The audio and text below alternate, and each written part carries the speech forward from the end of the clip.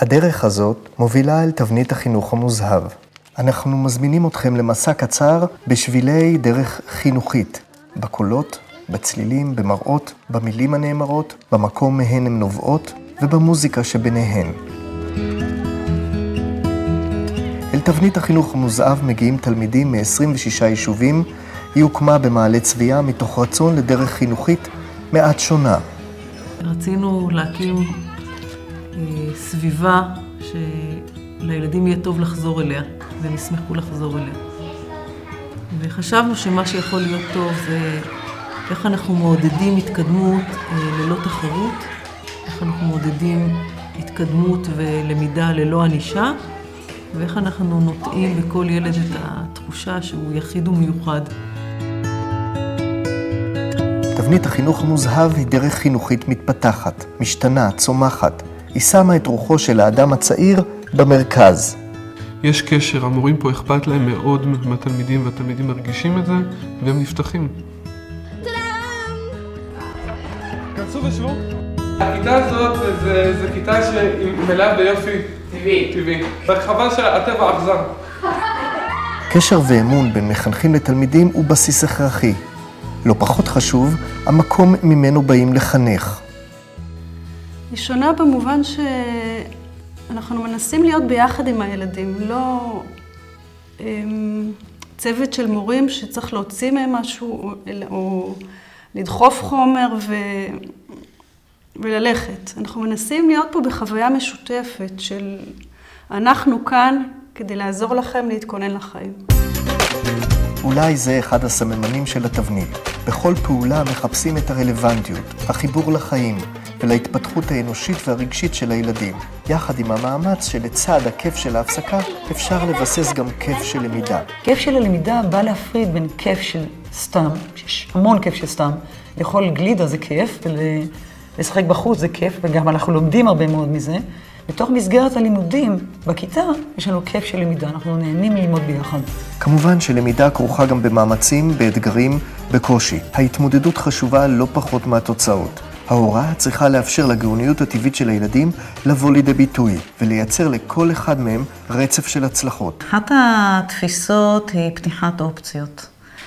ומכיוון שהילדים בגיל הזה, בגיל הרך, הם כל כך רכים והם כמו ספוג, סופגים כל דבר, התפיסה היא לחשוף אותם ולאפשר להם מפגש עם כמה שיותר ערוצים, כמה שיותר נושאים, כמה שיותר התנסויות.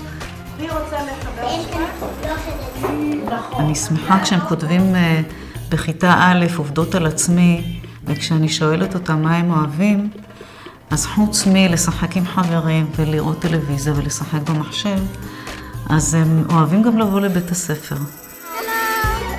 המטרה בחינוך לתת לילד שורה של ויטמינים חינוכיים וערכיים, לחזק ולבסס את האדם שבו, וכמובן גם להכשיר אותו להתמודדות, למצוינות ומיומנות שידרשו ממנו בחייו הבוגרים בעתיד.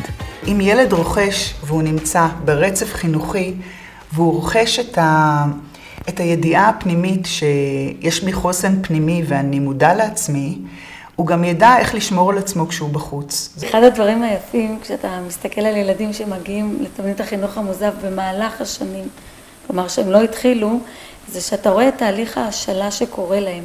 כלומר, הם מגיעים עם רמת מגננה וסגירות מאוד גבוהה, ויפה לראות איך הילדים מכניסים אותם לכל התהליך של העבודה, שבעצם אחד הדברים המרכזיים זה השיתוף. השיתוף של הורה וילד ומורה ביחד.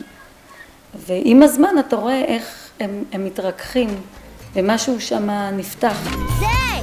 תוכנית הלימודים נאמנה לתוכנית הליבה של משרד החינוך. מחשבה ותשומת לב רבים ניתנים לאופן בו הדברים מועברים. לפני שעברנו, אמא שלי אמרה שבבית ספר כאן, ילדים אוהבים ללמוד, כן? אני התפלצתי כששמעתי את זה, כאילו מה ילדים אוהבים ללמוד? ואז קיבלתי לכאן ופתאום כאילו למדתי, בסדר. פתאום אחרי כמה זמן אני שם לב שפתאום רגע גם אני נזכרתי בזה ורגע גם אני אוהב ללמוד, כן? זה מערכת שהיא מאוד מאוד בחיפוש. זה לא דבר שהוא מקובע, זה דבר מאוד מאוד רב גוני וגמיש, ומחפש, מדי יום אני מחפשת תשובות, אני מחפשת שאלות חדשות, מחפשת מה נכון לעשות. בימים הראשונים בכל תחילת שנה נקבעים הסכמים וכללים לשנה החדשה. הדבר מחזק מסר של אחריות וחשיבה משותפת למורים ולתלמידים. לחיצות הידיים בתחילת השנה כבר הפכה למסורת. הכיתות בתבנית נקראות חבורות, ולכל אחת שם המבטא את המשימה הערכית של החבורה לשנה הקרובה. מעגל השותפות, זה השם שלנו. אחת המשימות של השנה הזאת זה להפוך להיות שותפים. זה שכל אחד ואחד מכם קודם כל ירגיש נוח פה, בשביל להגיד מה אני מרגיש, מה אני מרגישה, מה עובר עליי, מה מעניין אותי, מה החלומות שלי. להרגיש נוח, להיות כל אחד מי שהוא. החיבור לחלק הרגשי מבחינתי הוא מהותי. כל צעד קטן שהביטחון שלהם כן נבנה פה והמודעות שלהם כן נבנית פה, זה יאפשר להם לפרוץ קדימה. היה לנו מאוד קל להתחבר לאנשים דווקא. לא, אף אחד לא היה איזה בעיה חברתית, ויש כאילו בעיות חברתיות במקומות חדשים, במיוחד שהם נורא גדולים ומסה מאוד גדולה של אנשים, והקטע החברתי הוא נורא נורא חשוב. אני מרגישה שלמדתי להשתמש בכלי הזה של להיעזר במורים שלי ובצוות שלי. פשוט להיעזר, לדעת שזה בסדר, שגם אם הם לא מרגישים שזה מה שהם צריכים, אז המורים צריכים להיות שם בשבילי.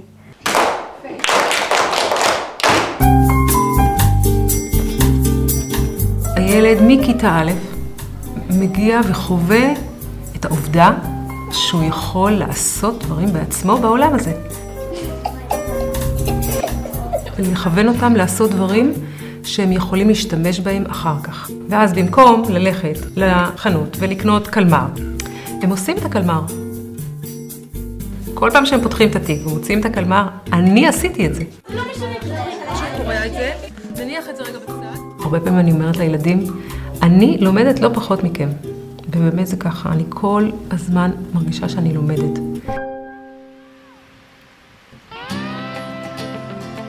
הטיולים בתבנית החינוך המוזהב זהו עוד עולם שלם של הזדמנויות חינוכיות.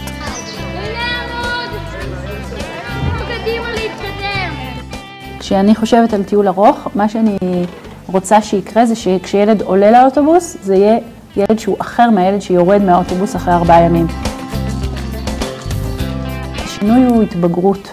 הדרישה למאמץ מוציאה כוחות שהילדים לא יודעים שקיימים בהם, וזה קשור לזה שאנחנו עושים טיולים כמו שעשו פעם, כשכאילו אנשים היו פחות מפונקים והדרישה מהם הייתה יותר גבוהה. אין פה אכסניות, אין פה בתי מלון, פה אורזים, קרשים, אוכל, יוצאים לשטח. התלמידים הם אלה שמבשלים לעצמם, הולכים כל היום, מגיעים בערב. אנחנו לוקחים את להיות ישראלי במובן הזה, שמאפשר התמודדות עם השטח ממש, וזה עושה פלאים. זה חלק מהתפיסה פה, לחנך לעצמאות. הילדים ממש רואים את זה, הם יורדים מהאוטובוס והם משהו אחר. יש פה אדמה מן כזאת, חמרית כזאת. גם אני עשיתי חמר, רק אני עבדתי עם חמר שקוף. היה כיף, אחלה. היה ממש נחמד, רוצה ביס? אוקיי, כולם בפנים, רגע. וואי, איך למדנו לטייל. אני בבית ספר החדש בתיכון זה כזה הבדל, ואני פשוט רואה כמה זה שונה, אני הייתי בשוק. אני חשבתי שכל הבתי ספר מטיילים כמו שאנחנו מטיילים ביישוב.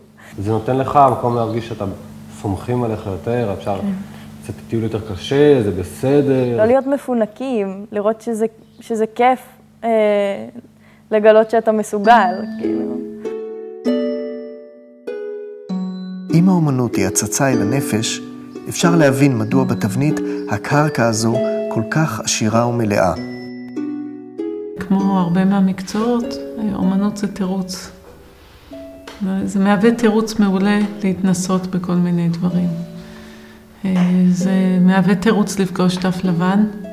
איך אתה מתמודד עם החששות שעולות, מה אני אעשה עם הדף הלבן הזה, אם אני אבין את מה שאמרו, אם אני לא אבין את מה שאמרו, איך אני אוכל לעשות משהו שאף פעם עוד לא עשיתי, ואולי זה לא יצליח, אולי זה כן יצליח.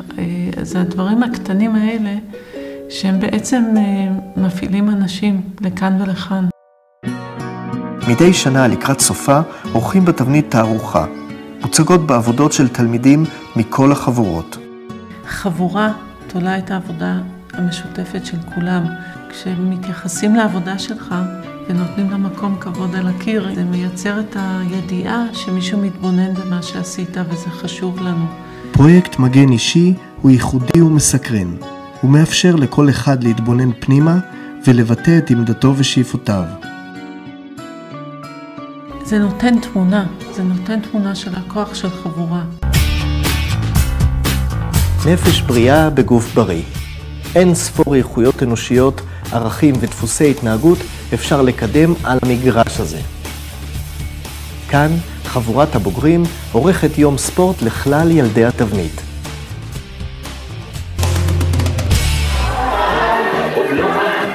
עוד מסורת, פעמיים בחודש מתבצעת הרקדה